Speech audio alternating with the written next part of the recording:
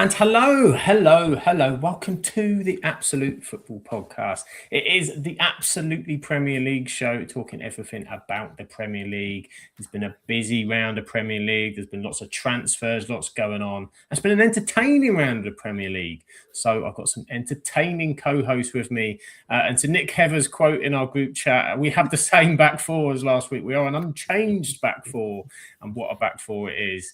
And joining me is the man. He's always there, like the solid man in the centre of defence, heading everything out, and he's a danger from set pieces as well. It's Mr. Anthony Waterson. Ant, how you doing? Yeah, big solid unit at the back. Put me body on the line for the podcast. Yeah, I'm all good, mate. All good. A bit tired, as I said before, being up since 6 a.m, but I'm all good. Looking forward to talking about the Premier League again. Another 3 points for the lads. Man United won, Bournemouth won. We're all happy, aren't we? We're all happy tonight. And Newcastle got beat. This is it. Put your hands up if your team won. Exactly. Exactly. Simon's in the chat, maybe not. yeah, exactly. Yeah. Sorry, Simon, by the way. He's had enough. He's had a lot of winning, to be fair, in the first half of the season, so he knows what it's all about. But and of course we've got the wonderful Heather as well. You know, I mean, Bournemouth love a good fullback, so I suppose you could slot in well as our attacking fullback, underlapping runs with your new teenage sensation running on the outside. How are you doing? How's your week been? It's been pretty good, thank you. Yeah. Glad to hear it. Excited to talk about Bournemouth. More points in the bag. And exciting new signings, yeah. Yeah, the Bournemouth do love a good signing. Oh, and it's the man as well. He's my Dennis Irwin. You know what I mean? He's just there when you need him. He's got so much talent to his game. It's Mr. Grimmy. Grimmy, how are you doing? I'm good, yeah. I mean, I am left-footed, so I could be a good left-back for you if you needed me to be, Sam. So, you know, I'm there if you need me. But yeah, all good, especially after the weekend result. Like Ant says, we're all happy. So let's get this show on the road. Absolutely, let's get a show. And Dennis Irwin was both-footed, you know, as well. So he had the multi-talented, you see. I'm either way. I'm definitely not got a right foot. But the left foot is something else. The left foot is a weapon, no doubt about it. And some super people join us in the chat as well. We've got the wonderful Graham as well. Good evening to you, Graham. I'm going to give it to Simon as well as joining us in the chat too. There is live football going on at the minute. So we have roving reporter Grimmy keeping an eye on the EFL Cup at the moment, which we can confirm is still 0-0, therefore 3-2 on aggregate to Arsenal at the moment. But where we're going to start? Well, it's a team that say we have to give prop to this weekend because it was a big victory for Liverpool over Newcastle, 4-1 at Anfield for Liverpool. Ekatike with a double. Vert's looking like he's back in it. Should we go to you first, Dan? Liverpool 4, Newcastle 1. Ekatike on fire, Newcastle not so much. No, and it had to be Ekatike, didn't it? After Newcastle tried to sign him in the summer, and Liverpool just deciding that no, they're going to sign him and then sign Alexander Isak, which was the greatest shithousery ever from football club. You've got to be fair, but to be fair in Newcastle, like they at least they took the lead. Anthony Gordon scoring his first goal from open play in the Premier League for a year. Which for me is mental. I didn't know that was actually the stat. So I thought he'd actually scored a lot more, but he scores a lot of Champions League, doesn't he? So fair enough. But then, like obviously, to be fair, Ekatike, both these goals are very well taken. Very well taken, aren't they? Like first one's a nice finish, second one's a really good run off, puts it across the goalkeeper, only toe punted it, and then.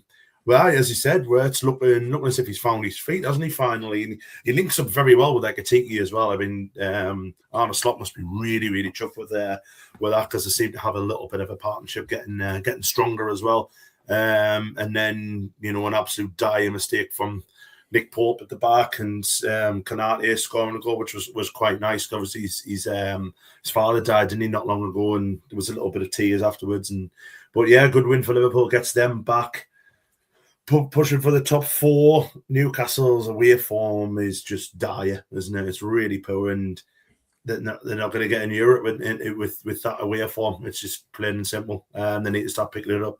But obviously, they've got other fish to fry. They've got the League Cup still up there, just about in. Champions League, which they are in. FA Cup, which they're in. So, but for me, the be-all and end-all for them is getting Champions League, and I just don't see it happening when they can't win games away from home. And that's a hammering, really, isn't it? 4-1 at Liverpool, who have been struggling. We mentioned last week, got beat off Bournemouth. Probably well-deserved win for Bournemouth.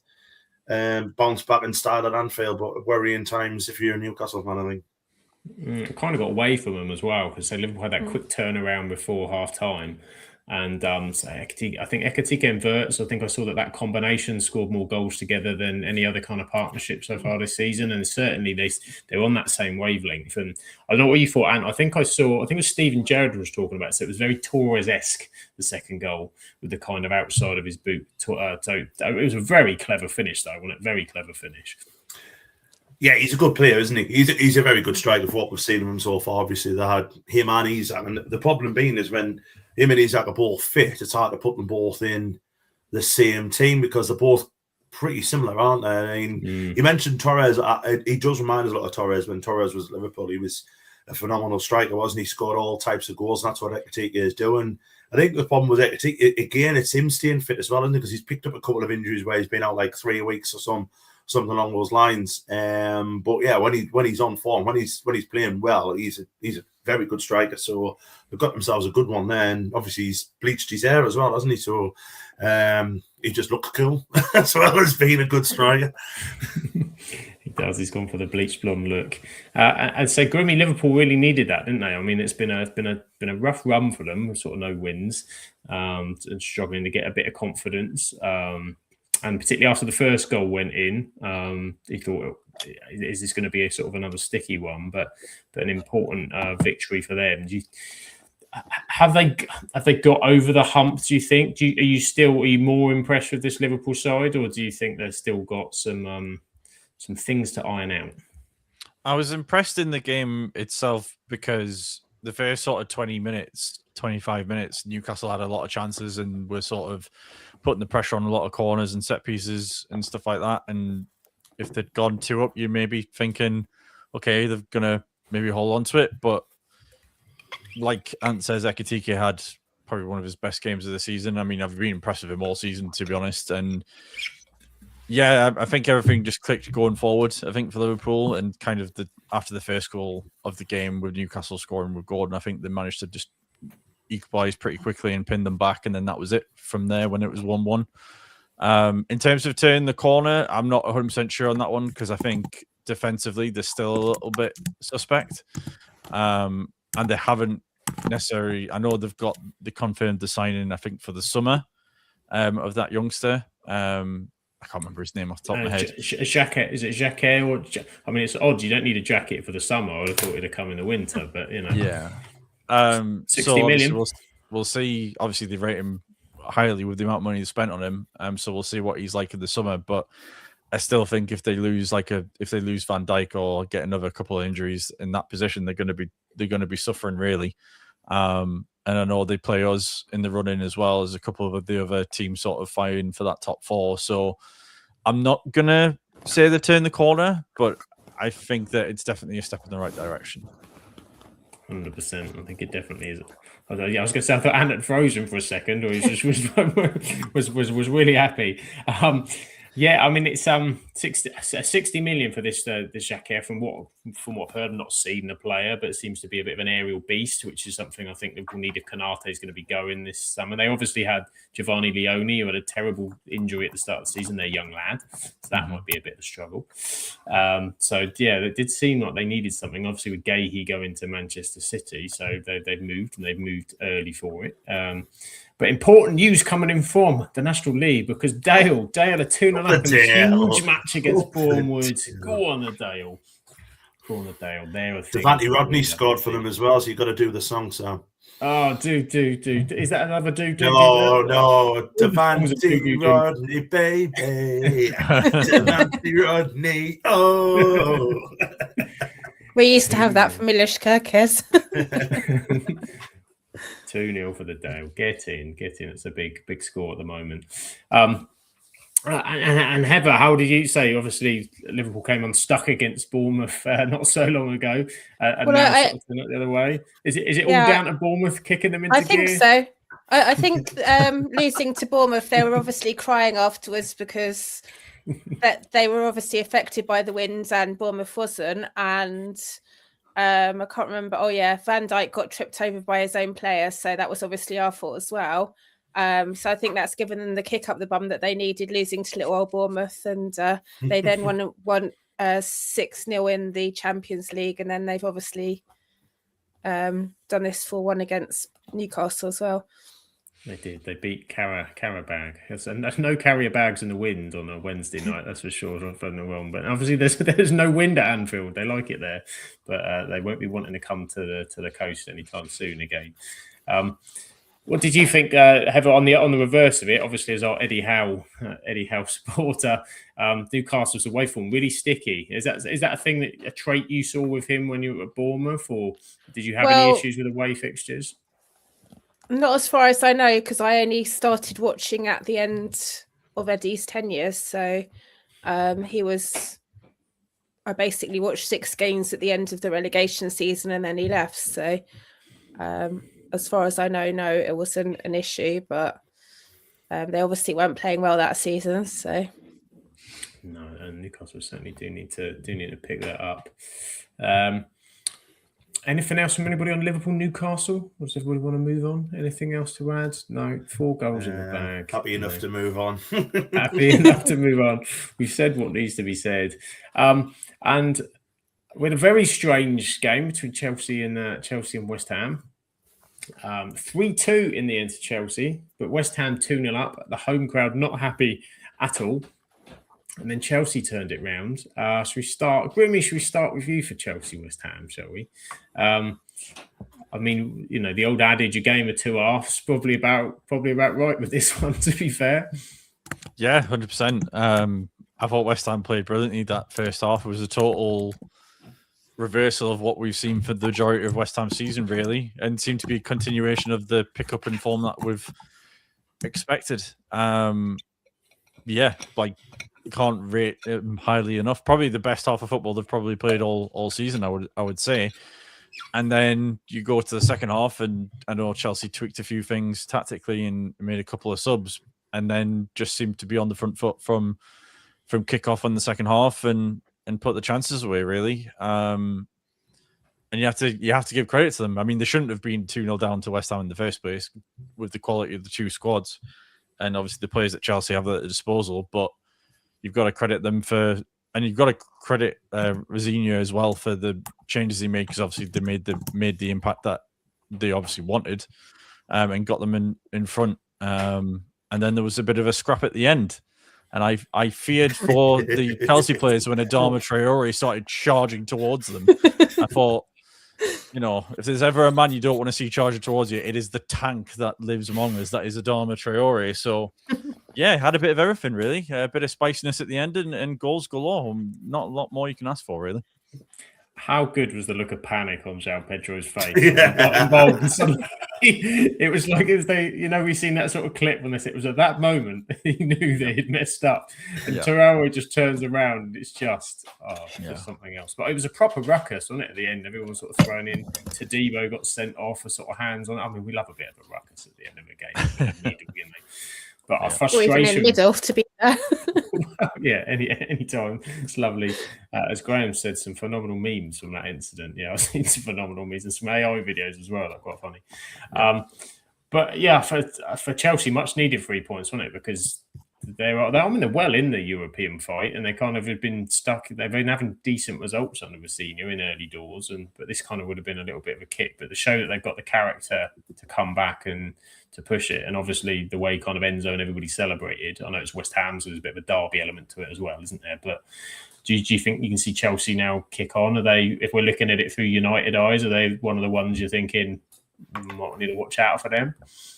Yeah, I think obviously the two main concerns for United are Chelsea and Liverpool, aren't they? I mean, Liverpool obviously are going to always be in around the top four, even if they go on 6-game runs without winning, like they did earlier in the season. So, yeah, Chelsea are one of those as well where they have so much quality all over the pitch that they should probably be comfortably in the top four. But for some reason, they've conspired amongst themselves not to make it that easy. So that's what's given us a chance, really. But I do think that, I mean, if you look at the results solely from Rosenior being manager, they've only lost one game, and that was the first leg of the semi-final of the League Cup. So he's obviously getting a consistency out of them that Maresca was struggling to do earlier in the season. And so far, you would argue that it's probably been the right call for Chelsea to get rid of Maresca and bring him in, which I know a lot of people were questioning, obviously, when Rosenior came in, and I was one of them because I thought he's done well at Hull and he's done well at Strasbourg, but is going to Chelsea, which is one of the biggest jobs he can have. Is he going to be ready for that? And so far, he's ticked all the boxes. So, yeah, fair play to him, and hopefully the run ends soon because I know we've got them in Stamford Bridge in a short while. So, yeah, if they can just start losing a few more, that would be nice. It will be. We could do with that. Well, I mean, João Pedro is starting to look good again and getting involved, and seems to be key to how they're playing. He's playing really well. But Heather, coming to you on West Ham, so there's some big chances to go 3-0 up, but they didn't take it, and the game kind of flipped on that. That's now 21 matches as well without a clean sheet. That would be a real kick for them, wouldn't it? Because the teams around them are starting to pick points up as well to let that slip and then pick nothing up at all. Yeah, Forest is obviously nearest to them, like above the drop, and they've obviously picked up a point this weekend, which doesn't help. I think they're like 6 points ahead of them now or something. I don't think West Ham are going to survive it this year because they always seem to do this, that they look so bad and then they'll have like a little run of form and get themselves out of trouble. But I'm not entirely sure whether they're going to be able to do it. They have picked up a little bit, but yeah, just not hanging on to say result. I'm just the way, I don't know what you thought, Ant, the way they defended that Enzo goal at the end as well just looked like a side that kind of, Chelsea were piling players into the box and they just it all kind of piled on top of them at that point. Do you think this is going to be a real gut punch for them? I think especially when you're 2-0 up away from home against a good side in Chelsea, you've got to get fair enough if you come out of it with a point, or given a 2-goal lead away, you can kind of justify it a little bit, but you've got to come out of there with something. That's the problem with West Ham. It's been the problem with them all season, where they've hit a couple of because they have had a couple of form patches where they've looked as if they've turned the corner. Obviously, they beat us last week, beat Spurs the week before. Look as if they turned the corner, went 2-0 up, and then conspired to lose. And I think Chelsea probably. I think Rosenior deserves a lot of credit for making them subs. He made like 3 at half time, didn't he? And and it did get João Pedro's playing really good football now, and then ended up getting over the line. But when you're down there, you've got to pick. You've got to be taking advantage of teams who aren't playing very well, which Chelsea weren't in the first half, and. It's a huge weekend actually for the bottom half of the league, as in the relegation zone, because you've got Burnley at home to West Ham and Leeds play Forest. So a lot could hinge on this weekend. But the problem is, as you said there, 20 odd games without a clean sheet.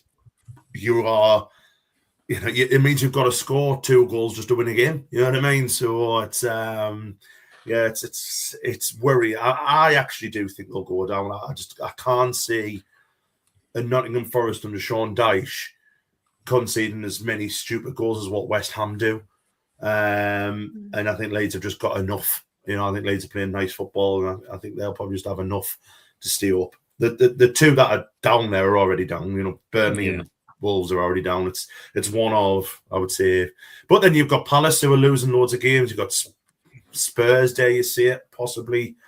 I know we'll get onto their game later on, but they're possibly in and amongst it down there because they're not playing very well. But it's a hard one. 6 points even at this stage of the season is hard to get back because you've got to go on a run. I mean, you've got to go maybe 3 or 4 games unbeaten, and it's just not happening for them at the minute.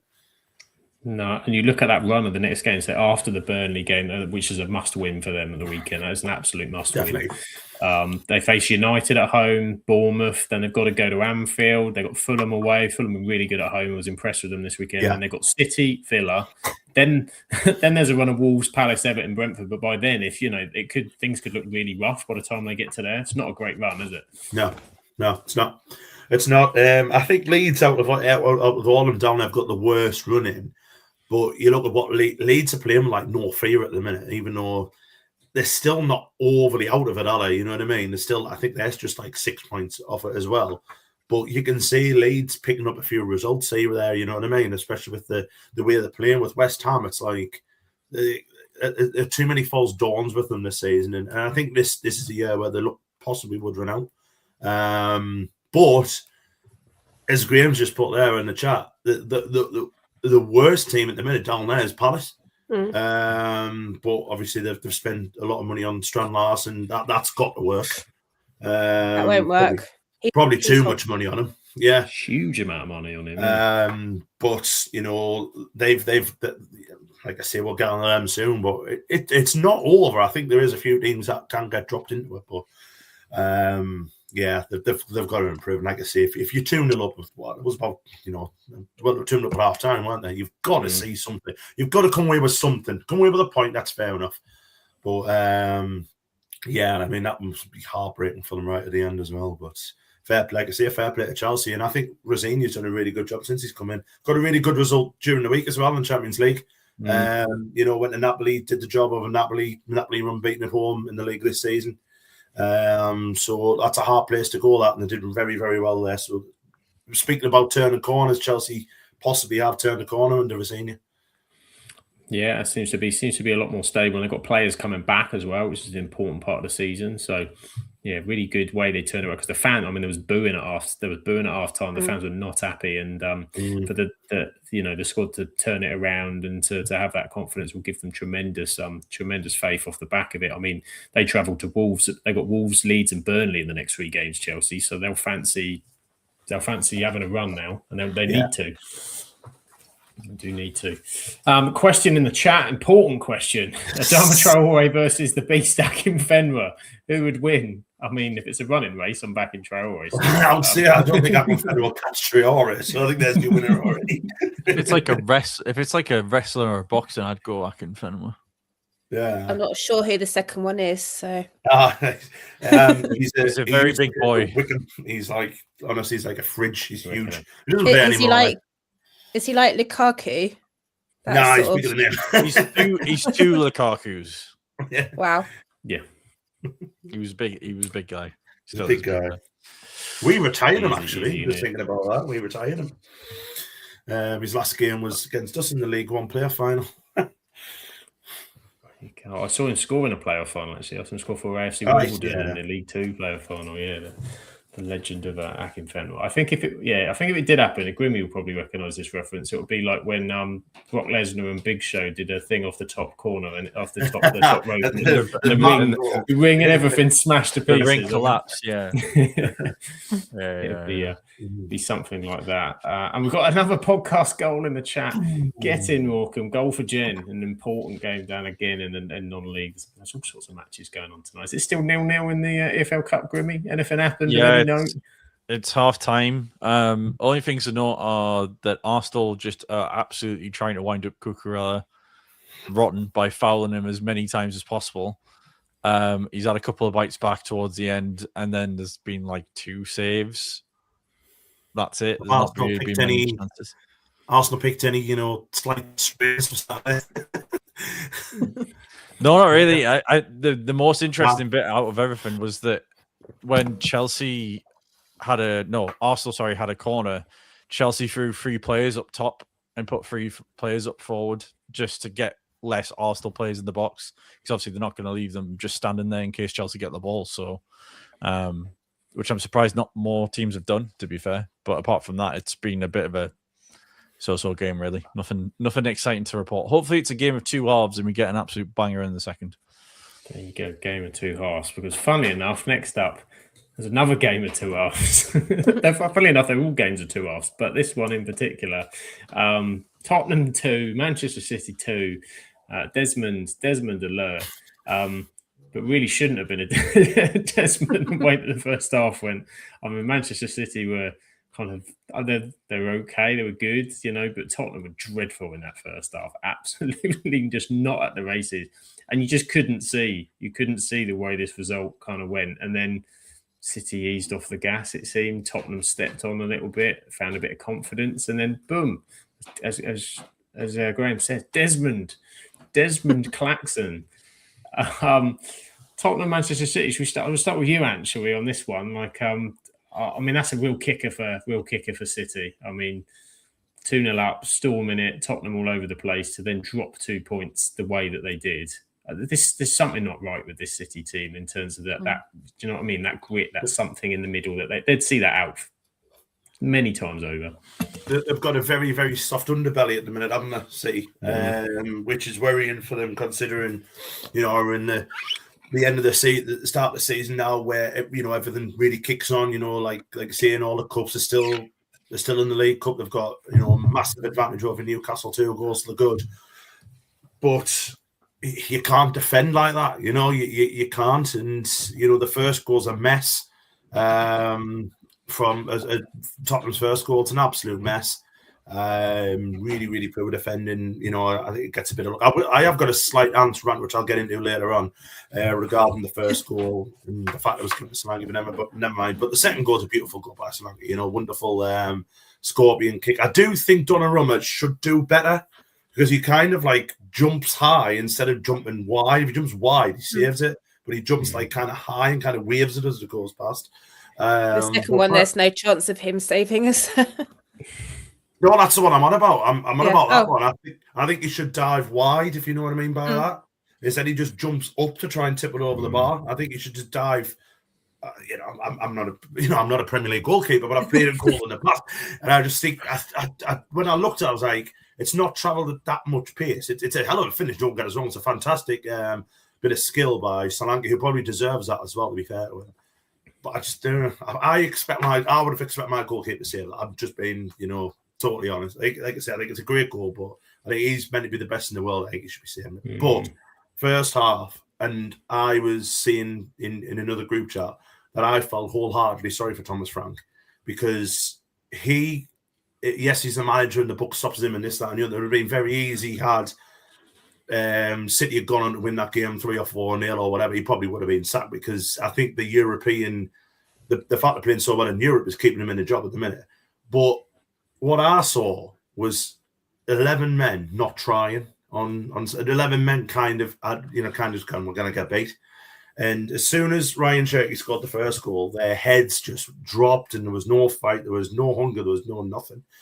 That's not all on Thomas Frank. That's on, you got to have a bit of pride. You got to have a bit of, a bit of fight, a bit of nous about yourself to try and get yourselves out. Now, fair play to them in the second half, they did. So where's that? Where's that performance at for them? You need to start playing for the manager, otherwise he will get sacked. And I don't think he deserves it. I think he's a good manager, I really do. And it took him a while to get going at Brentford as well. And you look what he did at Brentford. But it was poor first half, and the bother is that happens quite a lot with them. It really does. But we'll see what happens long term. But yeah, it's just mental how a team could be so bad and then probably be unlucky not to win it in the second half. But City, you've got to be worried, and the fact that Haaland now was 8 or 9 games now without a goal, that is worrying as well. And obviously. They've still got a few defensive injuries. Rodri doesn't look up to it this season, does he? Looks as if he's still recovering from a couple of long-term injuries. It's a little bit worrying as far as City's concerned. Yeah, it did. It just sort of get away from, as you said, Haaland's he just doesn't if he's not scoring goals and that's he's not offering for the rest of the team, it doesn't click with everything else. And I know sometimes that's kind of service, etc., but it just doesn't kind of seem to be clicking up there. And I think when we discussed it last week on the title, we were sort of saying Arsenal, City, or whatever. So I just don't trust that City will see games like this out. Like in the past, there's no way from 2-0. They've controlled that game. They keep the ball. Tottenham don't touch the ball, probably, the old City. But just to kind of let them in the spaces that are there. And yeah, there's clearly, since Rodri, remember Rodri had that stat of they'd never lost when Rodri was kind of in the team. There was never, or they'd never dropped points, or all of this, that, and the other. And that imperiousness has gone. Almost that awe about him has gone alongside kind of, the injury, as you say, coming back from what he's come back with. Massively difficult to do and massively to get to the level, but he's coming back in a City team that's not firing at the cylinders. And you've got a number of sort of younger players that are going to be more inconsistent. Your Nico O'Reillys, even your Cherkis and that still sort of coming in doing bits. Semenia's only been there a few games and still trying to find their pieces and their places, I think, a little bit. But and Pep's another bizarre interview from him today. I mean, he seems to be collecting them recently. There's like crazy kind of comments coming out from him and jokes he's making about spending and it's not the City that we've kind of been used to. But from a Spurs perspective, Heather, say Dominic Solanke with 2 goals, he's back. He's back. I mean, back to his best. back to his best. I mean, England Saxon klaxon. Dominic Solanke scoring goals. How important is that for him? He needed that. Having been out for such a while. Yeah, he was never ever. I mean, he had like a couple of 2-week spells of being injured for us, like ankle problems or something. But for him to be off for that long is like unheard of. I know he's getting a bit older now or whatever, but that must have really damaged his confidence. And he was, before he left, scoring so many goals. So it's nice to see him back. And obviously seeing Semenyo scoring for the other side as well. Happy for both of them, really. happy for a double up and Solanke. Yeah, I'm with you. I think I wonder with that goal with the flick from Solanke. It was such a clever finish when you looked at it. Whether that surprised him a bit, whether he thought there's no way this is coming, the angle, and it's just that split second. Because that's something that he's so good at, though. He just knows how to get into those positions, and that sometimes he wasn't doing anything, or it felt like he wasn't doing anything, and he wasn't likely to score a goal, but he was always likely to pop up with a goal, even though it felt like he wasn't. So that's why we always kept him on for the full 90 minutes.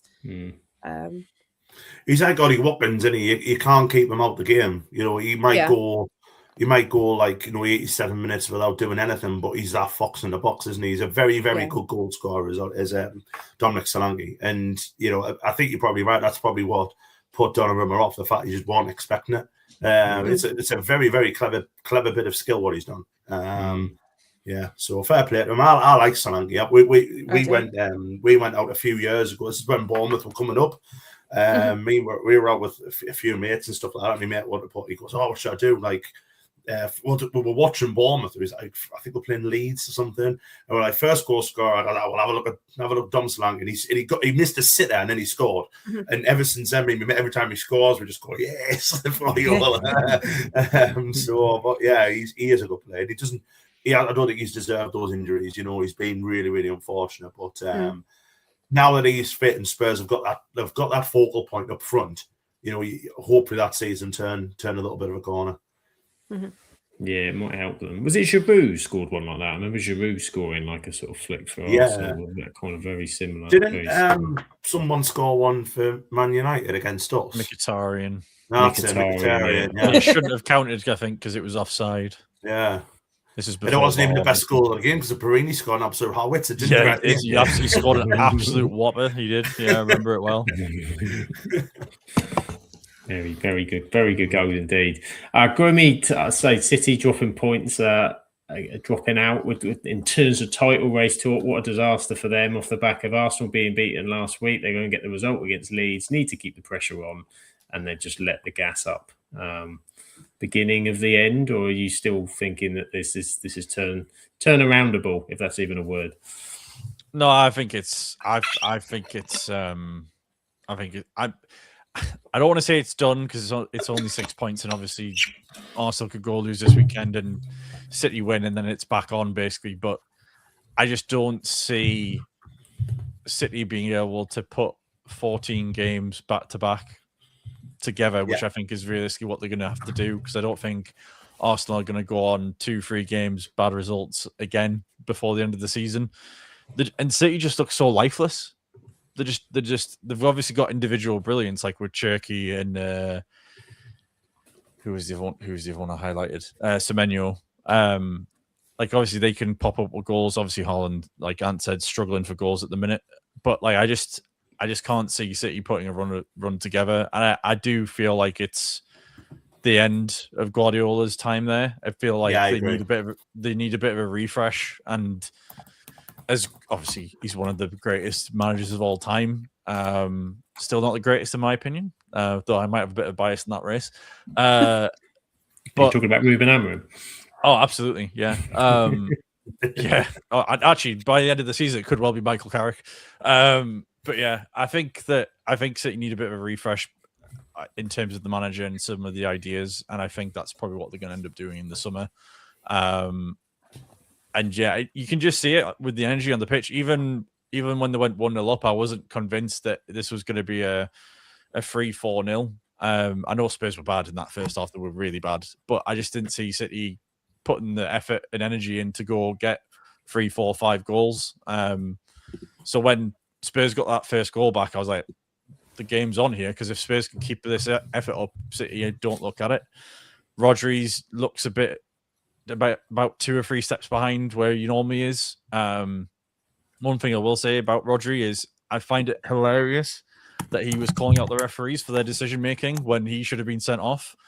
When he was booked in the first half for pulling Xavi, or was it Xavi Simons? I think who won the free kick, and then he basically cleared out 2 people within like the space of 5 minutes, and then got subbed off. And then he's turning around saying the first goal shouldn't have stood. I'm like, you shouldn't have even been on the pitch, pal. So let's just wind that one in. But yeah, I think City are just going to sort of, apart from maybe the Champions League where they might wake up a bit, I think the rest of the season they're just gonna tread water and just see it home basically, and wait to get to the end of the season and then sort of reboot from there. But yeah, who the next manager will be, I don't know. I think I saw a short list today where it was like Maresca, Alonso. I can't remember who the third one was. It might have been Enrique or someone else. Possibly. Yeah. So yeah, they're obviously. I think the time's over for Guardiola at City. Not saying that he should be sacked or anything, but you can just see the players are a bit lost, and he's making bizarre comments like saying that he's not happy with the board because they've not spent enough money. It seemed like it was tongue in cheek, but at the same time, is it tongue in cheek with Guardiola? I can never tell. So yeah. I just think that I think they've just spent on Semenyo and Gay here. I'm hoping. Well, that's what I mean. Like he was making the point that their net spend was like 7th in the league, and it's like, well, yeah, but you've still spent hundreds and hundreds of millions of pounds on the players that you've brought in. You've just sold players on for a lot of money as well. It doesn't necessarily mean that you haven't spent money. So whether he's wanting like £1 billion net spend over the top, I don't know, but. Yeah, he'll go on sabbatical for another year and then manage another top tier team like a PSG or something and go win everything with them, and then everyone will be giving him his roses again. So yeah, that's what I expect to happen. But yeah. He looks a bit tired to me as well, a bit like he's kind of just done with it all. Like he's just like, and he's been the whole team does. It's not just Guardiola. I think the whole team does as well. Like Haaland. I don't know what is going on with him at the minute, but he just looked like he was done for the season. Like I think he got fouled or something, or there was a free kick being discussed, or it was VR decision, and he basically draped himself over like this Spurs player, and he looked like he was half cut, like he was half drunk. Like I didn't know what was going on with him, but I know he has a bit of personality, but like I think even in that situation when you're in the middle of the match, it wasn't very Haaland-esque. Yeah, I guess so. He's played too much football, Grimmy, hasn't he? Yeah, well, and that's the bizarre thing for me is they brought in Mamouche specifically for the purpose of backing him up, but they've never played him, and it's like, why buy this guy for 60 million? And he started off red hot, like he looked like he was going to be a phenomenal player for them, and then he just never got never got game time. And they played him last week, didn't they? And he did score, and he had a great start, and he had a great game, and then they benched him straight back again. Yeah, and I think Mamouche is exactly what they could have done with at half time. If they brought Mamouche on, he's going to stretch Spurs, pin them back a bit, give him a bit more energy up top, and I think probably City would have been able to see out the game. Not saying it's all on Haaland or anything, but a bit of energy up top makes a big difference. So yeah, it's bizarre. Like I thought after the season they had last year, I thought Guardiola was going to give them a kick up the backside, bring in a few more shiny toys, and they'll be all right again. But they've just not looked at it for the majority of the season, City. It's not happened. Sadly, we had a goal going against Morecambe. It's 1-1 there as a podcast. But we have had a double podcast goal for our Chloe down at Bristol Rovers as they're Go on, Rovers. The gas heads are going mad down there. Up the gas. Up the gas. Dave is joining us in the chat. He says Sunderland above Newcastle, Man United above Liverpool. Hello, all watching. I know, isn't it wonderful? And he says, what about Gareth Southgate? And I think a lot of fans will probably say, what about Gareth Southgate? Have you heard he's starting his own podcast up? That'll be a fun listen. Oh, is he? Oh, yeah. That'll be. I had ready sorted Chris for lunch today. That'll be my risky. usual cheese and onion. That'll be on the edge. That'll get cancelled, won't it? No doubt about it. I'll give it a listen. Yeah, why not? We'll have him on. Let's have him on. Get him on. Love a good chat with us. We're going places. We get Gareth Southgate on here, man. I'm telling you. Sir Gareth. Yeah, we'll be calling him Sir Gareth. There'll be no disrespect to Sir Gareth when he's on the pod. But right, talking of things where, things are great. Things are looking great. 3 in a row, Grimmy. 3 in a row. I mean, get the Clippers ready for Frank. It's on the. Never mind. If we can get through Thomas Frank next week, Frank is on one next week. We may well be doing a watch along next Tuesday as well, which could be the mighty 5 if the weekend goes. I mean, almost a comeback. We almost had another one where it kind of went away, but the United snatched it back with Benjamin Šeško. Grimmy, 3 in a row. Carrick ball is in play. What's going on? I think the players have got the mojo back. I think it's as simple as that. I think they've been put in a formation and put into a system which suits them. They've obviously been told by Carrick to just basically have a go, and they've took the handbrake off, and they don't look as perplexed with the instructions that they've been given like they did under Amram.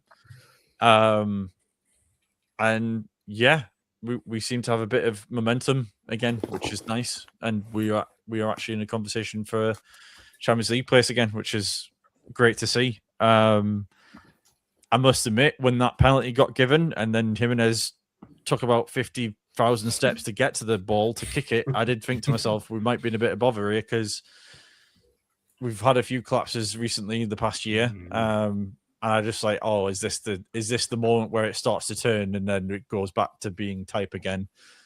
But then that Šeško goal goes in and limbs were everywhere in the Grimshaw household. So yeah, and I know we were messaging each other going, what a man.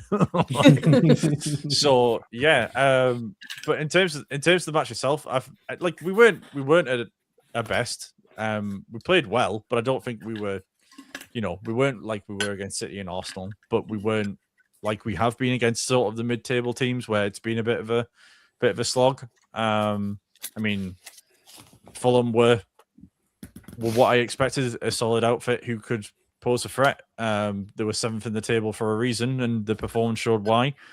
That goal from Kevin was outstanding. I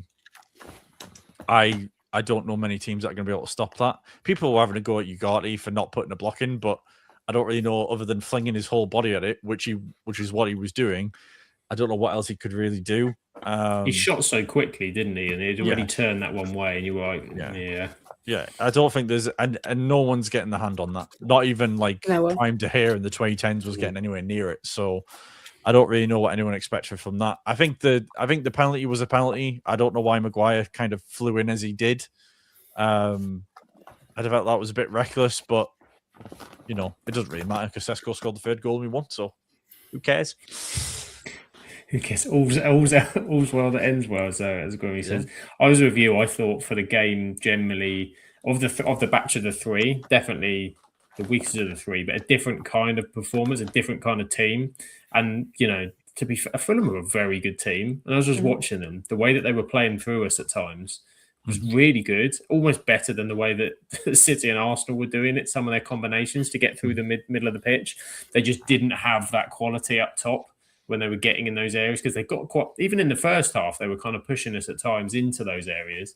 I just feel with Fulham, if they had a proper, I know Jimenez scored the penalty, but I just feel if they had a proper attacking threat, I know they've done a bit of stuff in the transfer. Well, they normally do with Harry Wilson. They normally do with Harry Wilson, but he managed to keep him quiet. So that's it. Because he went in my fantasy team at the weekend. I've got him in mind. They did do well at closing him down and closing the edge of the box down, and that's where we become so much more compact under Carrick and more simplistic in the way we're playing. But there's just such a threat when we go forward. There's just such a threat when we go forward, and an excitement that you can kind of see everybody rising. And even at sort of 2-2, you felt maybe there could be a moment. And I mean, Bruno was brilliant for the equaliser as well. Like, the little sort of shimmy he had and to hit that ball kind of first time. And as Sesko controlled it, I was thinking, don't balloon it, don't balloon it. But he needed that moment, didn't he, Grimmy? He needed that moment in front of the Old Trafford fans, almost to announce himself, because it's been a bit hit and miss, isn't it? Yeah, it has. I don't think anyone can argue that. But I've still seen streaks of a player that could become a good striker in the Premier League. I'm not saying he's going to score 30, 40 goals in a season. I'm not saying that, but he puts himself in the right position and he works hard and he does the right things, and that's all you can ask. And he's still only young as well. Like, he's, it's not like he's a 28, 29-year-old coming into the Premier League for the first time and you're thinking he's got the experience, you should be banging a few more in. So, yeah, I mean, what made me laugh about that goal is I read an article a few weeks back. It was after Amorim had left, and it was talking about the plans they had with Sesko. And one of Sesko's favourite moves in the Bundesliga is exactly what he did on Saturday against Fulham. But the coaching staff had told him, don't do that, because you're never going to get the space to pull off a shot like that. You won't have the time to just flick it on and reverse and put it away. And then literally, first time he does it, he puts it top corner and wins us a game. I'm like, Lord and behold, maybe he knows what he's doing. But yeah, I think, the Burnley game was a good example for me of, if he puts himself in the right positions, he can finish, he can put the chances away. I know he's not started under Carrick yet. That might change in the next few weeks, I think. But yeah, I think he's on the right track. And I certainly have a lot more faith in him becoming a long-term player for United than I did with Højlund after that first season. So yeah, we'll see how it goes. But no, a brilliant moment for him, and hopefully it's a moment that helps him kick on. I think his link-up's good and he's instinctive as a striker. Compared to sort of the ball sticks with him better than it does with Højlund a little bit as well. It does give you more of an outlet, and I think he's better aerially as well. There's more of a threat in kind of those places. Because I mean, he hit the post, didn't he, with his first kind of touch with the flick header. But he can do a bit of everything. That's the thing, is he can lay it off, he can link up play, he can hit the crossfield pass if he needs to. He can score inside and outside the box. He's got a good header. Like, he's everything that you need in a modern day striker. It's just I think the way the system is set up, when you've got two number 10 so closely pinned to you like it was with Amorim, I just don't think he had the space or the ability to move around. And I think when he's going to be a proper out and out forward now in this sort of formation of a 4-3-3 or a 4-2-3-1, whatever we end up playing, or as we do defensively, a 4-4-2, then yeah, I think we should be able to get a bit more out of him, and we'll probably see a better side of him hopefully in this latter part of the season. Yeah, see what he can do. But man, he's rolling back his prime, man. Mr. Casemiro, since he's announced he's off, we're getting prime Casemiro. I mean, he's just rolling around like a Rolls Royce in that midfield at the minute. Like, it's wonderful to see.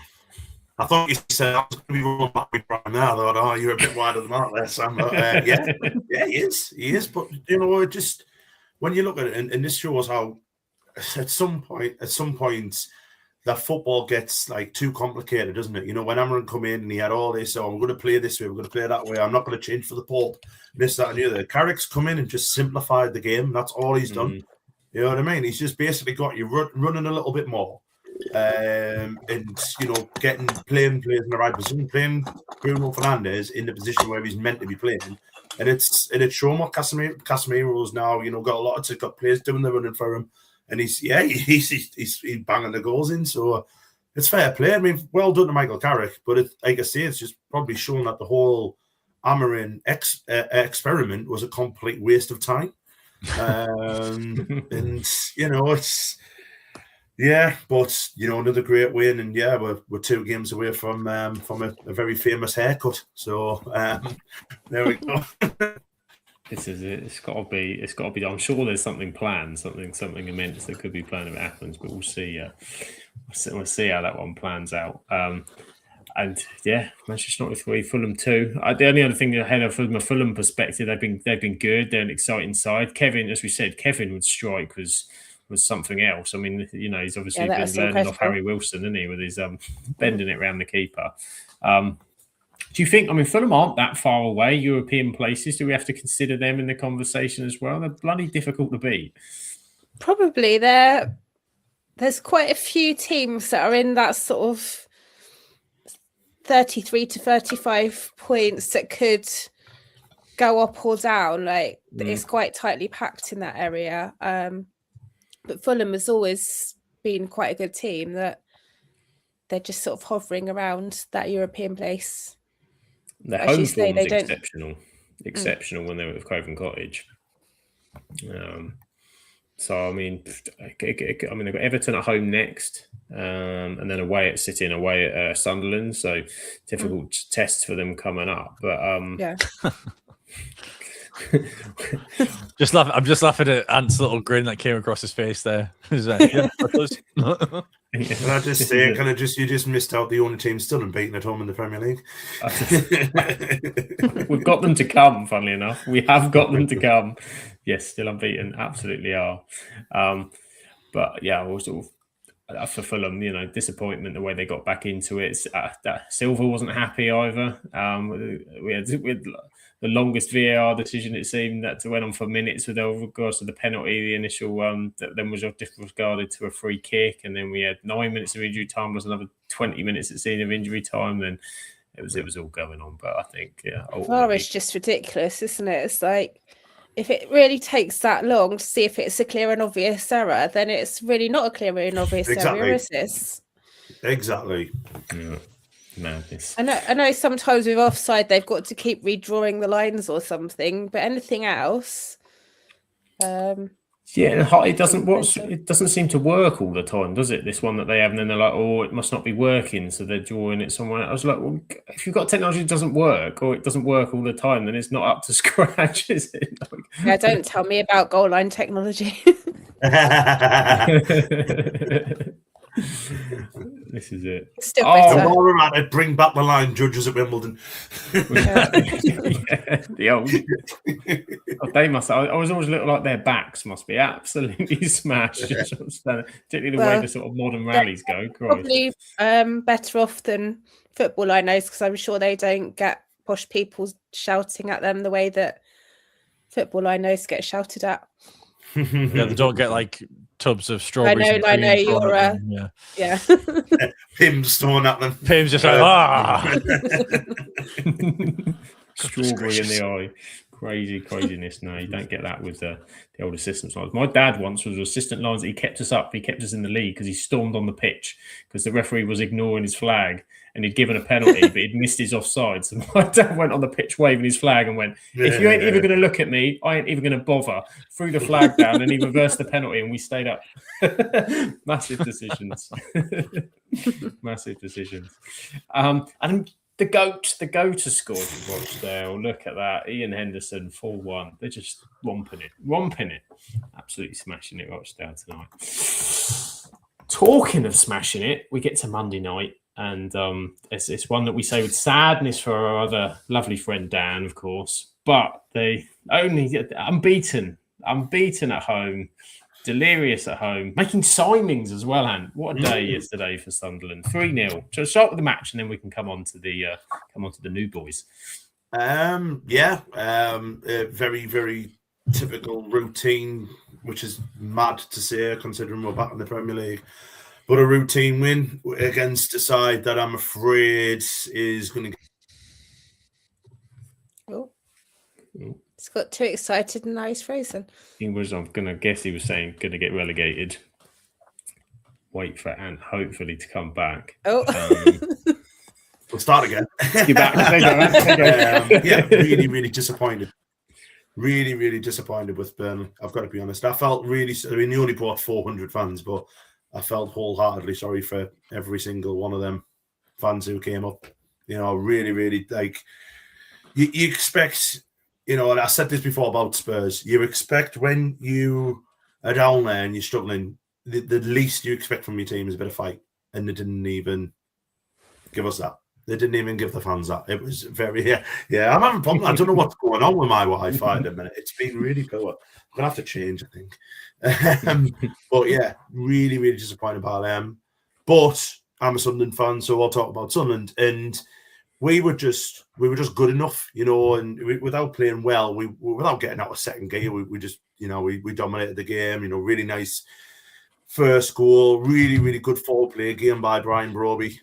We mentioned Haaland before and what he does when he doesn't score goals. He needs to watch Brian Broby because that's how you know, wonderful play. You know, just getting Estevie off the ball, feeding Habib Diarra, who, you know, I think it's a Diarra goal. I've got to be honest. I think if you give it, and this is my little rant, if somehow the first Solanke goal on Sunday, despite going in off gear, was a Solanke goal, how come this isn't? When it's on target, yes, it takes a massive deflection of Axel Tuanzebe, but do you think Axel Tuanzebe is going to want that as an own goal? You know what I mean? It's on target. It's, you know, it's probably not going in. I think keeper's probably going to save it, but yeah, I think you know, I think you should give it to Habib Diarra, and it robbed him for all of 14 minutes of his first goal for Sunderland at the Stadium of Light. We gave him a really, really good really good celebration of him when they're from Cup of Nations and stuff. It was really, really nice actually. But then he manages to get his second one. Really good play from Nori Mukiele, who I thought was outstandingly good last night. Lovely ball across. He gets a shot. Dubravka should be doing a lot better, but hey ho. And then, like I say, second half, we just cannot. I cannot describe how bad they were. They just, and this is a side who need to be, you know, who are down there, who need to be winning games like this. And yeah, we're a difficult side to beat at home. We're a completely different animal at home what we are away, but they just didn't give us any trouble whatsoever. We just like sauntered through the second half. And then obviously the third goal is an absolute worldie from Chelsea Talby. Really, really good finish in off the bar. Lovely goal. And yeah, we all went home happy, and it was back in the 8th. The European pushes back on. So you never know. But yeah, really pleasing performance. Good clean sheet as well for Robin Roofs, you know, another one. So yeah, really, really pleasing. Good win, but it's like, yeah, it was just comfortable. It was a comfortable night for us. Yeah, but Burnley just look. I think Graham said it there. They look resigned. So resigned to the fight, throwing the towel in. You think there's just nothing left, Heather? They haven't got the fight. I think basically they have given up for the season. I think they'll keep Scott Parker in the knowledge that if they go down, he will get them back up. They haven't spent anything in this window. I saw a clip of Parker earlier saying, "Oh yeah, it's a very quiet window like this." Well, why would you spend any money? Like, if you're that far down, why would you bother spending the money? Just like go to the Championship, strengthen there, and yeah, try and get back up, I guess. Yeah, that's it. I mean, they're not going to back. They're not going to back when they, you know, that shows that the belief behind Parker isn't there either, doesn't it? That they're just the whole club. I think they'll just at this point, like, we haven't got that many games. 15 games left? I think they're probably just going to keep him now. Yeah, they would have sacked him by now. They haven't won in 15. They haven't won in 15 games. So yeah. Right. I think he's been gone before now, and they're just sort of resigned to it. And he is very good at getting teams back up from the Championship. So yeah, it looks like he's it's not fun to watch though. No, I mean even Wolves have made more signings than kind of they have. I mean, no one was forced for Strand Larson kind of going, but so they got Angel Gomez, who we know Grimmy went yesterday on loan. So Sure do. Not sure it's going to be enough because they need a bloody miracle I and a half. But I don't think it's going to be enough. But I think it's probably more of a thing of we want to have a look at him in the second half of the season, and then if he's what we think he's going to be, and if he plays well enough in the Premier League, then he's sure as hell going to be good enough for the Championship. So we'll buy him. And to be fair, from what I've seen of him, he might have something about him, but whether he's going to be good enough for the Premier League, we'll have to wait and see. He's a clever little creative player, and I like the fact that he's going to get a chance because there's nothing else in that team, so you'll have to chuck him in and see where he goes. But I'd say international as well, isn't he? He was, he got in the England squad, and I think there was a lot of United fans when he went were kind of like they were disappointed to see him kind of move on. Was hoping maybe a sort of loan deal and to get the opportunity, but. He'll get his opportunity now, that's for sure. It's looking like. But other teams also doing business. Ant, you did some business yesterday. Was it a couple of signings come in? Couple of new boys? Yeah, well, we signed a goalkeeper on what day is it today? Tuesday. Signed a goalkeeper on Saturday, I think. Melke Elborg, who's coming from Malmo, who's come quite highly rated. That's allowed Anthony Patterson to go on loan to Millwall. So Elborg's going to come in, be our number 2. So Simon Moore was on the bench yesterday, bless him. And I love Simon Moore, like a cracking lad. But luckily Ross didn't get injured, so we're all right. But, yeah. So yeah, he's gonna come in. And then yesterday we brought because Simon Adingra has gone out on loan to Monaco with an option to buy. Just don't think it's worked for Adingra at Sunderland. I think it's just one of them things. Don't think he's the right player for Register Briss, and he's certainly his work rate's not the greatest, which we thrive on being very, very hard working team. I think with Adingra, he needs to be in a team that sees a lot of the ball, whereas we don't. We try obviously counter attacking and stuff. Leo Kjelder has gone to Sheffield United. On loan, Adil Oshish, who must have the best agent in the world, joined Schalke somehow. And then we brought in a winger from Anderlecht called Nilson Angulo. I'm going to say Angulo, who apparently is mint. So I haven't seen him play, but apparently it's like a lot of like the European journalists and stuff are saying it's quite a coup for him to come to Sunderland. So really looking forward to seeing him. Really looking forward to seeing what he can do. Looking forward to see us kick on and see what happens at the end of the season. Like I say, the European pushes on, but like I say, as far as I'm concerned, mate, we're 4 points away. The Magic 40 is 4 points away. We'll just pick that up during the week when we've got Arsenal and Liverpool. And then we'll see what happens. But yeah, just chuffed it, like I say. I will see as well, obviously, I don't know if people have seen it because it's quite like in a kind of Sunderland thing, but we had some very, very, very sad news today that lifelong Sunderland fan and basically Mr. Sunderland, if anyone who's met him, George Forster, who was the ripe old age of 99, unfortunately took ill yesterday and has passed away today. And I think I've met George a few times, and he was a wonderful, wonderful man, a true gent who loved this football club. And I think everyone's just very, very sad because, we were just hoping he would see his 100th birthday and stuff, but fortunately it wasn't to be. But he was an absolute gent and loved Sunderland to bits. He's seen the best players, the worst players, everything the other, but he still had a smile on his face. And I was finishing work when I read it and just had to have a couple of minutes in the car. Because he was just a wonderful, wonderful man. So rest in peace and fly high, George. And I'm sure you'll be looking down on us now when we do get into Europe and be with a smile on your face. So yeah, just want to send me obviously heartfelt condolences to his family and to all of his friends who he has so many. So yeah, rest in peace, George. Yeah, absolutely. As do we also know condolences, and as you say, we'll be looking down on what is going to be a positive season, no matter however it ends. For have something. Yeah, and at least you got to see us back where we belong for this year, and got to see us beat the Mags and stuff like that. But he was still in '99. He was still going to games. You know what I mean? He was still going. He's just an absolute gent. And like I say, it was so sad to hear that today. But I'm sure he'd be looking down on us and say what happens when next time we're in Europe or whatever. So, but, yeah. Sure that he will be.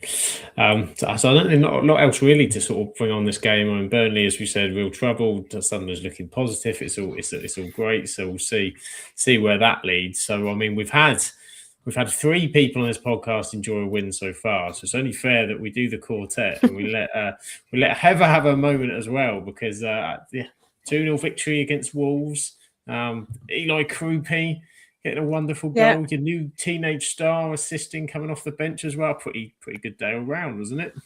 Yeah, it was. Yeah, I didn't actually go to this one for a change. My friend Sarah said it was pretty turgid, but I think that we've possibly done that because we've got a lot of injuries at the moment. So kind of saying, right, against Wolves, you really don't need to put that much energy into it, because normally by 60 minutes most of the players are done. So I've noticed the last couple of games it's not been as high energy as it normally is, but we still got the job done. So Ryan got his debut and obviously got an assist, and the fans from the team that he came from, Vasco, are absolutely mental. Literally every AFCB post that goes up, if you read through the comments, it's all like, if they dare to put up like a post of this is the players training and Ryan's not in it, where's Ryan, and there'll be like 300 posts and 298 of them are from Vasco fans. Another one was saying, here comes the Vasco spam, and I was like, yeah, I'm kind of sick of it already, and then I just got attacked. So no pre-season friendly trip to Brazil then, do you think, this summer for the club? Maybe not. But I mean, that's the second Brazilian player we've got. People haven't gone that mad about ever. So passionate fan base, obviously not not happy. The rivalry you never knew that would exist between Bournemouth and Vasco da Gama. There you go. They didn't want to sell him to us. I think we ended up getting him for about 35 mil, and apparently they valued him at 50, and they started putting out like a load of stories the week before he got sold, saying, oh, this club is interested and that club is interested. I don't believe there was any other interest other than Bournemouth. They were just trying to push his price up, but he's our Semenyo replacement. So he's the future, and his he's got 100. Sorry, he's got 100 million release clause. It's going to take a lot to get him out of there. Then see, this is it. They've learned from the past of the big release clauses. And his assist, I saw Bournemouth are top of which is one of my favourite tables I've seen of the season so far. You're top of the hard low crossing league, apparently, in the Premier League. No one has scored more hard low crosses than Bournemouth. So, and another one at the weekend. What is it about this hard low crossing? Is this the training regime? I have no idea. Must be something they're training into them, but I don't know. I think Junior Krupe's now gone above. Who are the other 2 teenagers with the most? The Spanish player, and I can't remember. There's like 3 19-year-olds that have basically got 8 or 9 goals. And I think he's now like the highest out of those 3. But it's a good he's making a good start. And as you said, you've got a number of injuries, but you're seeing players like Alex Scott's really sort of coming into his own, isn't he? He's been really good this season. And you think, I mean, this is what's been kind of, I think, looking at Bournemouth, we've been great. The fact that, okay, maybe you're not hitting the heights of where you were last season, but last season your attack looked kind of okay. Evan Nilsson was there. Now no Semenyo. You had Clivert was brilliant last season. You know, you got Taverniers coming in doing bits, but you've now got sort of Adley had his moment last week, didn't he, against Liverpool, having bits you've barely seen. Is it Doak? Have you still got Ben Doak? Is he injured as well? He's out injured. Clivert's injured. Gannon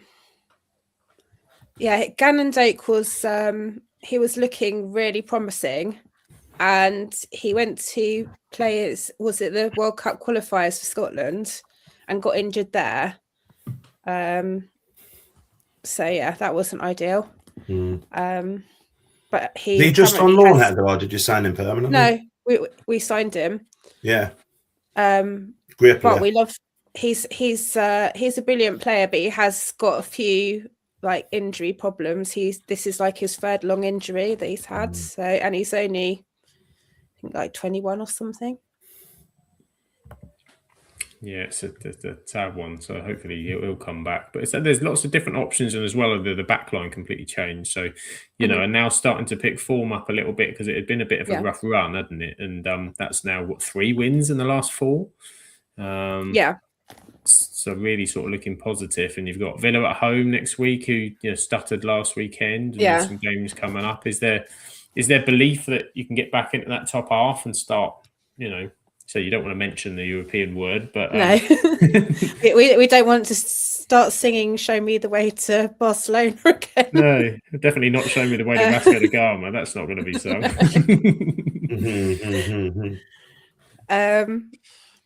I'd like to see us get back into the top 10, but as I say, it is quite compact around that area. There's so many teams on a similar number of points.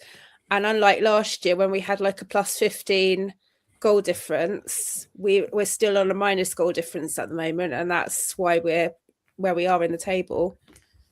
So it's so tight there still, isn't it? It's we've conceded quite a lot more goals this season, as you would expect when you've lost your entire back 5, including the goalkeeper. It's going to take a while for them to all sort of like click in together, isn't it? So. And Senesi's probably going in summer, so we would have ideally got another centre back in to start like getting them into the team before the summer window, but we haven't. So they'll have to deal with that one. Deal with that one come middle of the year. There was a little twinge from Grimmy there. It was a potential penalty shout, but I think Martinelli's made the most of it. It's looking like. I heard the Gary Neville. As if it was a really bad tackle. And I've looked at it. I've gone. That's not that bad. Not bad at all. Yeah, he got the ball. Martinelli's just fallen over. He's just being a wally. He's done that thing like a toddler lying on the ground having a huff, and he's just stretched his arms out when he's lying on the floor. Like, but, yeah, it's not for me. Says no.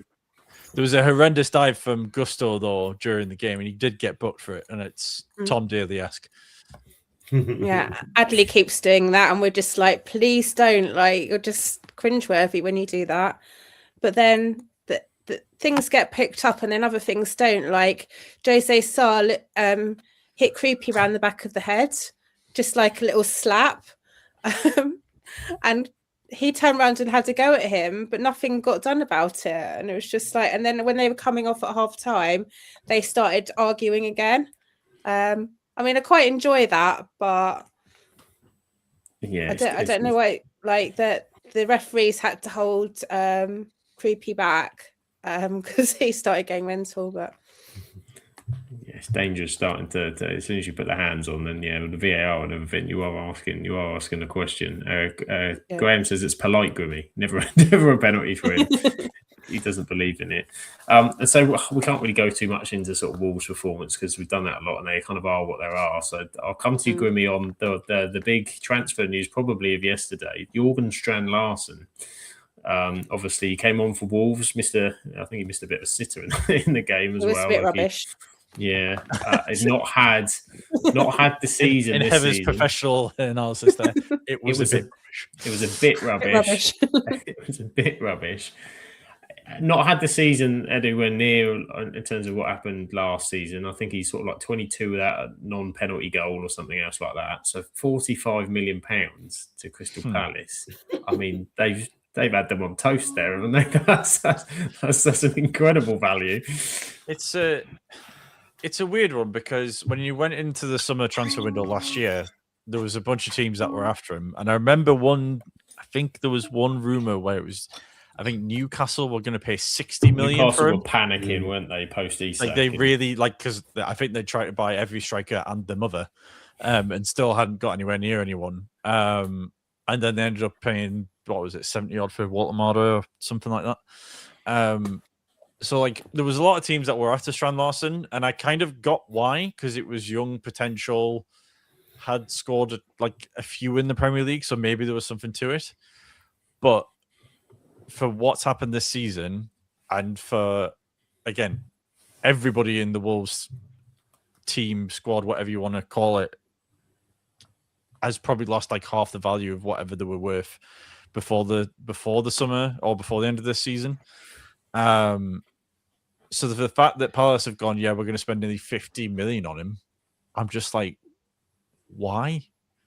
Like Wolves, everyone clearly knows Palace has money. That's obviously an issue for Palace, so they're probably going to get overcharged a little bit. But there's still a thing of, you could probably spend 30, 40 million on a better striker that's going to score your goals up and down the table. And I know they were trying to get someone in to replace who they thought was going to be replacing Mateta, but I just don't understand why they spent 45 million on him. Like, I can't. Like, if Callum Wilson had got released from West Ham, I'd have gone, just buy him for the end of the season. He'll probably tap in 5 on his own. Like, yeah, like it's bizarre. Like, I just don't understand it. And he may well end up, if he goes to Palace, he may end up getting better service, score a few more goals, and but I just don't, for the season that everyone in that Wolves team has had. And he's had injuries as well, let's not forget. I just don't understand how 45 million or 48 million was the price tag that Palace were like, yeah, that seems reasonable. You could probably total up all of Wolves' squad this season and not be worth 48 million quid. That's probably fair. You know what I mean? The bottom of the league, they've won one game all season. Yeah, it's a strange one. There's a couple of their players that look quite good, but Mane looks good, doesn't he? Mane. Mane's very exciting, and I do think there's a couple of those midfielders that in a different team, like I don't think João Gomez is too bad. I think Andre's all right as well. I do feel another team maybe that they could do bits, but none of them they're going to be, on the top of your shopping list, that's for sure. No. 45 million. To be fair to Wolves, though, they're going to go down. They're going to get all sorts of good for that. Television money. They've got 48 million quid. That's fair enough. Exactly. And they probably get a lot more in the summer, because a lot of those players will go. Like, yes. A lot of teams will be after individual players, like Sam's saying. Like, they're going to have money. It's just they're not going to have much of a team, I don't think, and that's going to be the issue. So, yeah. Do they still get the parachute payments when they go down to the? Yeah, you get them for 2. Yeah. So good luck to Rob Edwards on assembling that. Yeah, I do have to say about Rob Edwards, by the way, he is pure class, because I don't know if you remember what happened at Bournemouth with Tom Lockyer. So they obviously had to come back and play their game. So our trust paid for the coaches for their team to come back, for their fans to come back, sorry. And obviously Tom Lockyer came onto the pitch and did a speech and everything. And at the end of the game, in spite of the fact that he'd lost and they're getting relegated probably, he came over to our fans and gave us a round of applause, which I thought was a really nice touch. So. Yeah, it's nice. Yeah, that's say he had those moments, didn't he? The worrying ones with Tom Lockyer. So, and I think that there's a lot of. I think he gets a bit of a bad rap because of obviously the moving of the clubs, isn't it, with Rob Edwards and the sort of jumping out of him, particularly where he sort of jumped from where Middlesbrough are now to sort of Wolves. And okay, Wolves was his team, and that's where his family's from. So exactly, it's a heart move, wasn't it, overhead? That certainly was a heart move overhead, considering look where Borough are at the minute. 100%. And so, as you mentioned, Egwimi, the other one part of that was Mateta. Jean-Philippe Mateta looked like he was off to AC Milan until they realised his knee's not great. His knee needs some work, and now he's contemplating surgery because he's not interested in playing for Palace again, and he wanted to play for the World Cup. The one team in the world you probably don't want to go into a medical with anything slightly off is AC Milan. they are infamous. Like even if you've got the tiniest thing wrong, that they'll go, no, we're not even going anywhere near that with a barge pole. So if he has to have surgery on a knee, how on earth do you think he was going to pass that medical with one of the strictest medical teams in world football? Like it just was not going to happen. Paying for someone else to do the X-ray, just Yeah. Someone else's knee. So, hi Frank. Yeah, I just need you to come for an MRI just for 20 minutes, just so I can get into Milan without any sort of issues. Thanks, mate. Cheers. Bye. Yes, mate. Oh, it's classic. Like, and then he's burned his bridges. Best puns here as well. ACL Milan, Graham's. That might be top 3 for Graham, to be fair. But like the other thing as well is the whole with Palace is the Dwight McNeil saga. Yeah. Like, what's that about? Like having basically Everton have done all their due diligence, done everything that they need to do, got everything agreed. McNeil's ready to go, and then Palace just don't do it for some reason. Like, I mean, I'm not saying Dwight McNeil's the greatest thing since sliced bread, but he probably would help Palace for the second half of the season with what issues they've got in the team. So, yeah, just Palace at the minute. I think the downfall of Palace this season needs to be studied in the history books in like 30, 40 years because it is something quite remarkable. Yeah, it is mad, isn't it? Channel NEM's post there on Channel Net that Palace have been in relegation battle next. They're in one this season. They are in amongst it this season because you cannot see where the next win's going to come from. And then when you see, as Grimmy's put on there, they thought that they've had a fair bit of money coming in from this Mateta deal, which now ain't there. Sort of had to fork out an absolute fortune for Strand Larsen. Left poor Dwight McNeil. I mean, I feel wholeheartedly sorry for Dwight McNeil, leaving him, completely in the dark and stuff. And I didn't thinking this is a lad who's ready to move from Liverpool, ready to up sticks, move back down to London. It's probably going to be playing first team football. It's a bit sad. It is a bit sad. What has gone wrong there? Like such a fall from grace. I mean, obviously Graham in the chat will be laughing his head off at it, but it's like, what the hell? How not to run a football club? Yeah. How not after having your best season?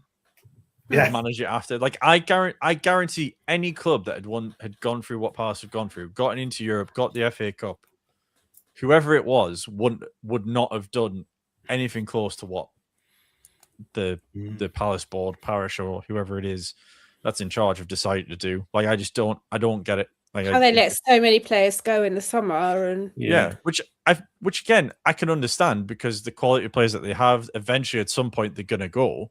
Yeah. But to not even replace them or do anything to even remotely get, like, they've just lost Gueye to City and haven't brought a defender in, like, and they knew he was going as well from the summer.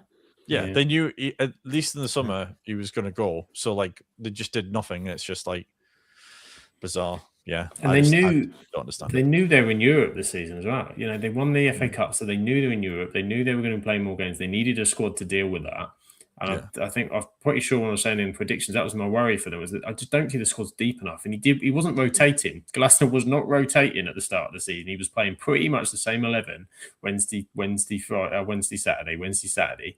And they just didn't have the Gueye thing. Then they didn't take the money for Liverpool and then ended up selling him for cut price against City. And then they paid double that to get Strand Larsen in the space of 6 months. They've lost their best centre-back in Gueye, Eze in terms of their best player, and Mateta don't want to play for him anymore, even though he's not gone. He don't want to play. He's not interested. He's sold out. And your manager's already expressed he wants to go. So who's going to want to go to when you don't know where the club's kind of going to? It's just such a crazy. And as you said, they've not gone and got a defender or anything else, or trying to sort of. There are other players must be sat around there going. So that's going to put pressure on the others because people are going to start coming in for people like Adam Wharton and Ismail Assar possibly. Those kind of players are going to be, Palace is going to be raided in the summer if they're not careful because the players will be like, what the hell are we doing here now? I've got an FA Cup on my name. I want to progress my career now. But the other thing as well, they had an amazing opportunity to go win a European trophy this season. Mm-hmm. They could have, if they'd replaced like for like, not necessarily like for like with Eze, but a similar type of player and got like some backups to Gueye, to Mateta and such, they could have gone and got the Conference League. I doubt they'll go win it now because of the way the team is, but they could have got the Conference League, got 2 trophies back to back. Like, it's just bizarre. And it's like, I just like it seems very like the closest person I can associate it with in terms of ownership is Mike Ashley. Like I remember when Newcastle got the top 4 or 5 in the season, and then it was like, right, they can kick on here and get a few players in, and they'll probably be up there again. Didn't buy a soul. I think they got like one random loan in, and then basically sank down the table. And it's just like, and they didn't even win a trophy. Like they weren't anywhere near winning a trophy. So it's like, what on earth Palace were thinking? I've got no idea. Maybe we should be careful what we wish for, Ant, because Europe doesn't seem to have been so good for Palace and Forest. As much as I'm like, being European pushes on, I don't want it this year. Next couple of years, I think we might be all right in it, but no, certainly not this year. But that's the thing, though. I actually think Sunderland's ownership, if Sunderland got Europe, whether it's Conference League, Europa League, whatever it is, whatever shape or form, I think based on how they've started, how they did it last summer, I think they'll be it's 1-0 Arsenal. I think Sunderland will go on and invest properly.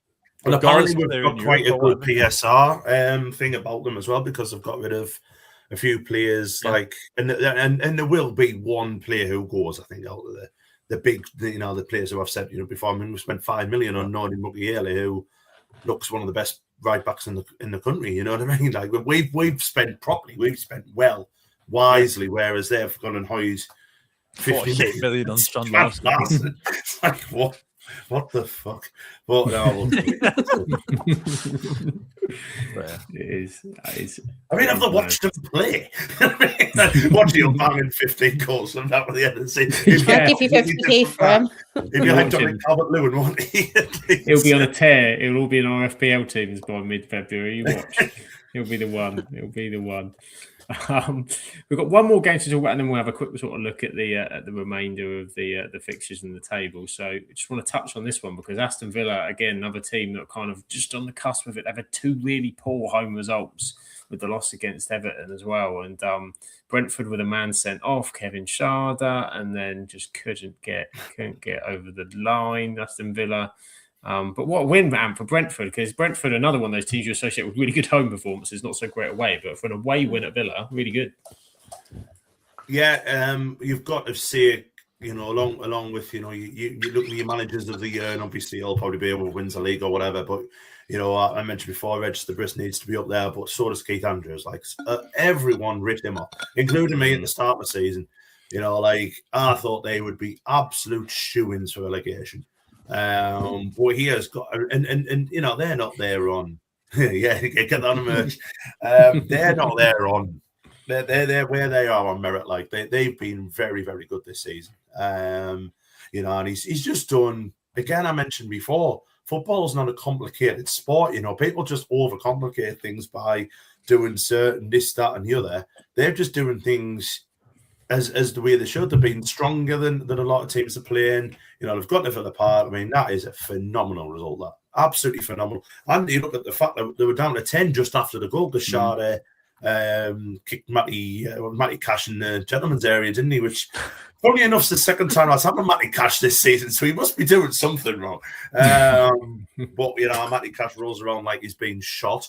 It is a red card, don't get us wrong, but fair play to them for defensively sticking up there, and again, and about good signings. Jordan Henderson going there has been a hell of a signing for them, proving he's still got it at the right old age of 34, 35. A brilliant, and again, a story that we all want to enjoy, isn't it? Brentford is just a good, well-run football club. Who gets a lot of their players taken off them for a lot of money, but they reinvest that money very well.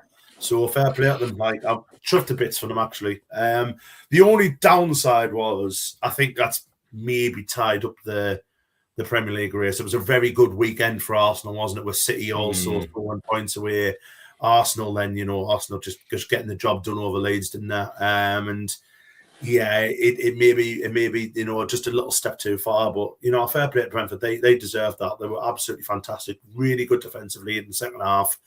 Obviously got a goal as well. Very, very good. Well done to them. Yeah, maybe Villa are concentrating on winning their European competition. Yeah, they're like second, aren't they, at the moment? So yeah. They've got a real good shot. I think it's just, it's just kind of come off a little bit in terms of a couple of disappointing results at the time when they really needed to put the pressure on. So I mean, if they'd have beaten Everton and they'd won this game, like they're right on the heels. They really are on the heels. That's how there's still quite a way to go, but you've got to take advantage when it's there. You've got to take advantage, and Arsenal responded. You almost feel like they had the United one will really have kind of kicked them, and it may well have kicked them into gear now. And the result against Leeds was emphatic, and not an easy place to go at Ellen Road either. And they've turned Leeds over pretty tastily. You just feel for Villa like that was the opportunity. You can't 2 home games. You can't be losing 2 home games back to back in a title race. Without scoring as well, Sam. They didn't score in either of them games. And if you want to win the league, and yes, I know everyone was saying, it is a long shot and stuff like that. But if you want to win the league, it's all well and good beating Newcastle away from 1-2-0, which was a brilliant result. You've got to back that up. You've got to back it up, and you've got to be looking to beat Brentford at home. And again, like I say, taking nothing away from Brentford's performance, but you've got to beat Everton at home, and you've got to beat Brentford, and that's why they won't win the league. Yeah. And still a phenomenal season. I mean, say if Villa end up, and I think they've still got a great shot in that Europa League, and then they end up in the Champions League places, you still got to say commend amazing season, and again another notch on Emery's belt. But it'd be disappointing thinking that they were in the sniff, and sadly, for the title race it looks a little bit more like it's one. But hey ho, there's twists, there's turns. You never know. You never know. We may get one. Maybe they'll come down to us on the weekend. We'll beat them, and then they'll have the same effect as we did on Liverpool, and they'll start winning again. There you go. The Bournemouth effect. Bournemouth effect may be where to go. So we'll have a look at the full results that we had. The other games we didn't touch on was Brighton 1, Everton 1. A draw there between those two. They had Leeds 0, Arsenal 4, as we said. Gyökeres getting on the score sheet. Madueke was very good. Saka injured in the warm up, but didn't seem to deter Arsenal, and they did the business there. So and obviously off to Wembley, as Graham says, as they look like they've won the second leg. Do you remember when they played the Champions League games at Wembley when they were getting the Emirates done? How ridiculous was that? Yeah. That was mad. And then the other game we didn't. Nottingham Forest won. Crystal Palace we discussed in quite some length, but a point for Nottingham Forest, and they've done a bit of business as well. They sort of changed a few players around, so it'd be interesting how they settle something. They bought a few strikers, haven't they? So it'd be interesting how they settle those guys in for the back end of the season as well. They've actually signed a very good striker, haven't they? But I can't remember who it is. I know there's that really tall bloke. Is it Luca? Who's like 6'7" or something. But they did sign somebody else, didn't they? I'm gonna look. There we go. Around 30 million, I had in my mind for somebody. Yeah, I'm sure they spent a lot of money. I know they signed Luca Nets, didn't they, on deadline day, but I'm sure they signed someone over the weekend who was actually quite good. But like I say, my memory's gone, so I don't know. I know they've got Ortega's coming in goal, isn't he? Because goalkeeper cover. Because I think Victor's injured and Sells is going to be out, so I think he might come in. I think that's a decent deal. I'm just having a look because I thought there was another striker as well. They were trying to get Engels of Celtic on deadline. Yeah, that got rejected. That got rejected. Hayden Hackney got rejected as well. They were trying to pick him up from Borough. I might have just been thinking of that Lorenzo Luca. Must have been thinking of him from Napoli. Yeah, because they were linked. Were they linked with Mateta as well? Yeah, he's the left back that's come in for Zinchenko's gone, isn't he? There must be Luca. There we go. There we are. So that is the full look at the Premier League results, and we will get the table up, but I'm going to have to faff around a little bit because StreamYard is playing some silly games. So bear with us because it's all going to go all over the shop for a minute. There we are. There's the league table. This is how it currently looks. So Arsenal have extended the lead back to 6 points, top over Manchester City. And then a further point back is Aston Villa after that defeat at the weekend. Manchester United in the top 4, still 41 points. A point ahead of Chelsea in 5th. Safe from relegation this season now, then, guys. I think we've equaled our total points from last season already. So Everything's just a bonus now, isn't it? We probably have. It'll only be visits for me on a Thursday night, just visits. But yes, 41 points United, 40 for Chelsea, 39 for Liverpool. And then Brentford, look at Brentford and Sunderland up there fighting in 7th and 8th, just off the thing. There you go. I imagine that, to have that table presented to you, Ant, back in August, September. You and Brentford fighting for 7th spot at the start of February. Something else. Man? It's incredible. It's just incredible. I think I probably believe. Oh, he's gone. I think. Is he 7th back? to 13th, only 5 points in it. Like, there is only 5 points in it. It is extremely, extremely tight. Extremely tight. We'll carry on while we hopefully get Ant back. He's back. He's back. hey. Got 50p back in the I don't room. know what's going on tonight, I've got to be honest. Yes. And then we've got in the relegation zone, we've got West Ham now 6 points, the gap between them and Nottingham Forest and Leeds, both on 26 just by the relegation zone. Palace and Spurs on 29. And that was an important point for Spurs because they were starting to get drawn into it as well. I mean, they're still, 9 points away, but it really is West Ham the only ones you'd be too worried about because Burnley looked awful. They're down 15, they're now 11 points away, and Wolves is a whopping 17 points away from Nottingham Forest. So I think you certainly got an R on the bottom one. Pretty much you got an R on the one above, and then we'll wait and see on that final spot. But you've definitely got an R on the bottom too. You've 100% got an R there. It's looking like it might well be. It might well be that way. So we have reached the end of the show. Thank you very much, everybody, for joining us. Hope you've enjoyed. The show. I'm going to do it the other way around this week because of the way the graphics are working. So I'm going to stick the socials up first, and then we'll go to everybody to the week and find us. We are, of course, the Absolute Football Podcast. We are live four times a week, Monday, Tuesday, Wednesday, Thursday at 8:30. You can catch it on Monday and last night's show, which is on there with the wonderful Absolutely Non-League show in collaboration with NL Full-Time. They had everything from National League North, South, and the FA Trophy they did yesterday. Went through it all. Shah was back. The wonderful host of Shah was back, leading them on a Monday, which was wonderful to see. Do check that's out on the channel. On Tuesday, we're the Absolute Premier League show. Then next week, we're going to be watching along, singing this song, watching West Ham versus Man United. I think it's a 8:15 kickoff or something, so we'll probably be live from like 8 or something. There's other games going on. We'll keep tabs there. If it's anything like last one, we just have a bit of a chin wag. But we've not done a United one before, have we, Grimmy? So it might get a bit exciting. Particularly if you're a man with a very big hairdo. It might get very exciting. We will see next week. And on Wednesday, it's the Absolutely Women's Football Show with Freya, Paul and Team Chaos, talking everything Women's Super League and Super League 2. I think tomorrow they've got Chloe and I think Adam's back as well. Big game in the weekend at WSL with Manchester City smashing Chelsea and a big one for the title race. I'm pretty sure Paul's got a rant prepared about some nonsense FA Cup rumours I've heard of the Women's FA Cup that's come out today.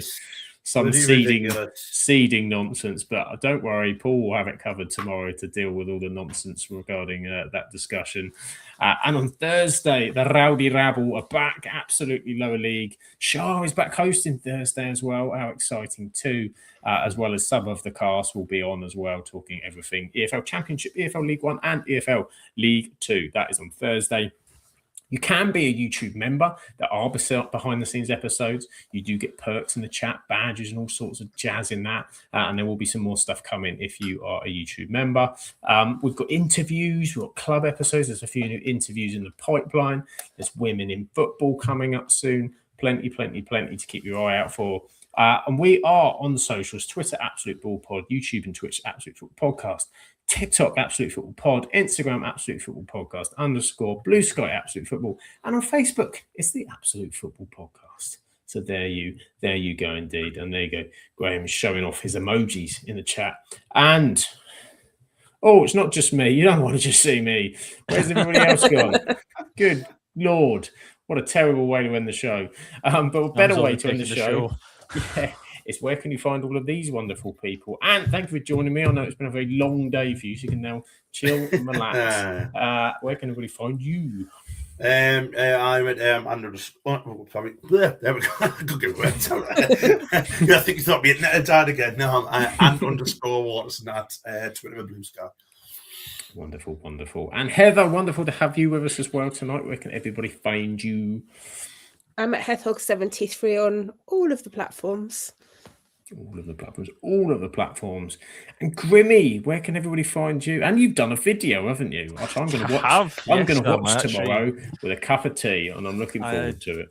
Didn't have a nervous breakdown trying to press record today, so I managed to actually record something. Grimmy16 on Twitter or X or whatever you want to call it, if you want to see the ramblings of a Man United fan.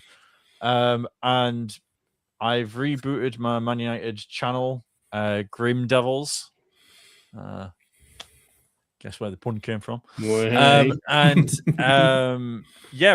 just done a video today about basically how the decision that United or Ineos specifically have to make over Carrick is basically, I think, whether they get that right or wrong is probably going to make or break the era that they're currently in. So yeah, a lot of discussion on that. About 15 minutes. So if you want to check that out, go to Grim Devils on YouTube. I have put the link up on Twitter as well. And if you can like it, subscribe, comment, all that good stuff, I'd greatly appreciate it. This is it. Definitely check that out from Grimmy. And as Heather kindly reminds us as well, don't forget to hit like because it's good for the channel. Subscribe if you're not, because that's wonderful as well. And there's this hype thing. If you hit hype, it does good things for YouTube, apparently. I've seen it pop up. I think some people have options to it and some people don't. But it's only on the app. It's on the app. If you go on to comments and you swipe left or right, you'll see the hype thing, and you can give hype to your favorite videos. You can do it 3 times a week. So choose wisely. Choose wisely. There you go, everybody. Hype it up. That's going to be the new slogan. You see, absolutely hype it up if you can. And yes, Graham has become a celebrity recently. If you checked out Charlton Women's social media, it's all Graham. He is the face of Charlton's Women. I see he's everywhere. So yeah, very, very exciting for Graham to check that out. But have a wonderful week. Enjoy your football, whatever you're watching. We'll catch you on the next one. There's plenty on this week, so do check it out. Ciao for now.